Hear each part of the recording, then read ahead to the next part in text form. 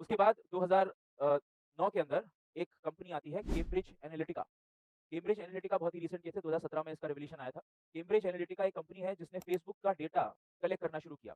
जब वो फेसबुक का डेटा कलेक्ट कर रही थी तो वो ऐसा लग रहा था कि शुरुआत में वो सर्वे डेटा कलेक्ट कर रही है, कुछ खास एडवर्टाइज़मेंट्स को देने के लिए। यानी अगर मान लीजिए रियल एस्टेट का डेटा है, कोई रियल एस्टेट कंपनी है, उसको चाहिए कि मुझे ऐसे लोग चाहिए जो खोज रहे हैं रियल एस्टेट में या फ्लैट देख रहे हैं या ज़मीन देख रहे हैं। तो फेसबुक पे जो लोग पोस्ट कर रहे थे कि आई नीड अ फ्लैट या किसी से मैसेज में बात कर रहे थे कि यार प्लीज़ मुझे एक रेंट पे अपार्टमेंट चाहिए। तो इस तरह का डेटा कैम्ब्रिज एनालिटिका कलेक्ट कर रही थी 2009 से और 2016 में ये सामने आया कि उसने अमेरिकन प्रेसिडेंशियल इलेक्शन में भी उसको पूरी तरीके से डेटा को यूज़ कर उस इलेक्शन को वन साइडेड बना दिया। यानी डेटा जो फेसबुक से उसके पास आया दुनिया भर का, उससे उसे मालूम पड़ा कि किस तरीके से इलेक्शंस को मैनेज और मैनिपुलेट किया जा सकता है। तो अमेरिकन इलेक्शंस को भी मैनिपुलेट किया और लगभग दुनिया के हर तीसरे इलेक्शन में वो उसका नाम आने लगा। इंडियन इलेक्शंस में बोला गया कि भाई बीजेपी को कैम्ब्रिज एनालिटिका की तरफ से सपोर्ट मिला है और उसने बहुत सारा यूज़र्स का डेटा, वोटर्स का डेटा सरकार को दिया और उसी से सरकार एक गाइडेड टारगेटेड एडवर्टाइजमेंट कर रही है, अपने प्रमोशनल कैंपेन चला रही है, वो एक गाइडेड डेटा के बेसिस पे चला रही है। और ये जो डेटा था वो बहुत पर्सनल डेटा था।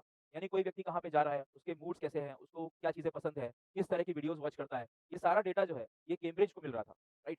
अब कैम्ब्रिज एनालिटिका जैसी कंपनी है, इस पे आरोप लगता है कि ये मोस्ट जो इंपोर्टेंट इलेक्शंस है दुनिया के, यूएस का प्रेसिडेंशियल इलेक्शन, उसको इन्फ्लुएंस करती है डायरेक्टली। तो इस तरह के आरोप लगने के बाद समझ में आया कि किस तरह से साइबर सिक्योरिटी हमारे लिए इंपॉर्टेंट है।